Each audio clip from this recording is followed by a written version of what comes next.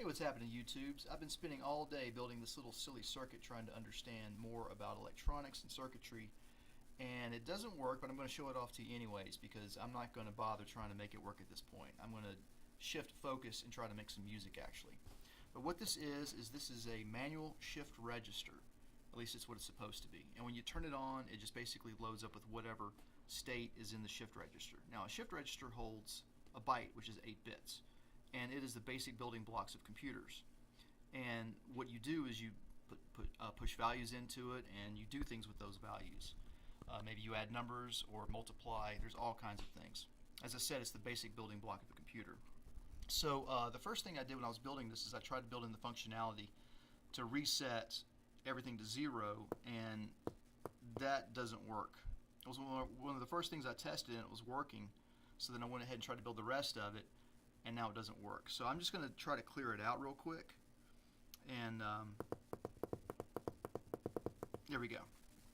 So the way this works is you have a data in, you have a latch which puts the data in, and then you have a clock. So let me back up for a second. Sorry.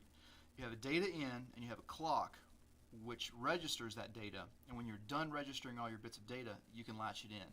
So you can register any number of bits of data that you want between 1 and 8 and then latch, or do all 8 and latch. Usually you do all 8 and latch.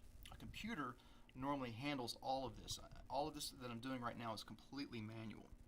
So if I hold down data on, this will allow me to put in positive values. So I'm going to try to register 8 now. 2, 3, 4, 5, 6, 7, 8. And now I can latch those in, and hopefully they will all light up.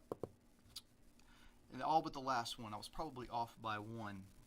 That's okay. So what I'm going to do now is I'm going to start putting in negative values one at a time. You can see each one kind of going off, and hopefully they'll all go off in a row. 2 went off that time. I'm not sure what that was all about. Another one, and this should be the final one. Now, if I do a positive one, it's going to come in here. I kind of got these wired backwards, sorry. I'm going to do another positive one, latch it in. Now we're here, and I'm going to try to move up this way.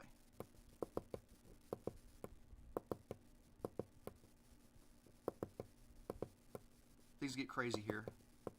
See, I think I've got 2 wired in parallel, and whatever they're connected somehow. And then the final one.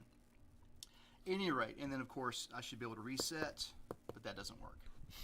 So this was a fun experiment regardless. I'm not going to bother with this too much more because I don't even really know much about the circuit, and I think I'm going to try to find some other recipes for this circuit and compare them to the one that I used. I'm going to give the link to where I got this from below in the description. If you know anything about this, feel free to chime in. I will say though, I really don't think I can get this. Let me turn this off real quick. Probably can't really see, but here where my finger is just a little jumper. If you look at the schematic for the link that I will have in the description, there's supposed to be a capacitor there. Actually, it's supposed to be, what is it, a 22 nanofarad? Whatever PF is. I think that's nanofarad. And yeah, maybe that's part of what's wrong with this. It needs a capacitor there. I don't really know why it needs a capacitor there.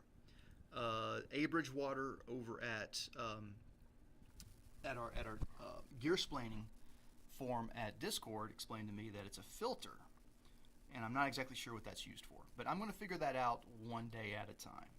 Like I said, this is all just for trying to figure out electronics and circuitry because I'm really interested in this stuff, and I've been having a blast building some of these DIY kits, and I'm hoping to start maybe building some of my own synthesizers, and they're probably going to sound really terrible. At any rate, once again, thank you for all your support. I hope everybody has a wonderful, wonderful day. Take care. Bye-bye.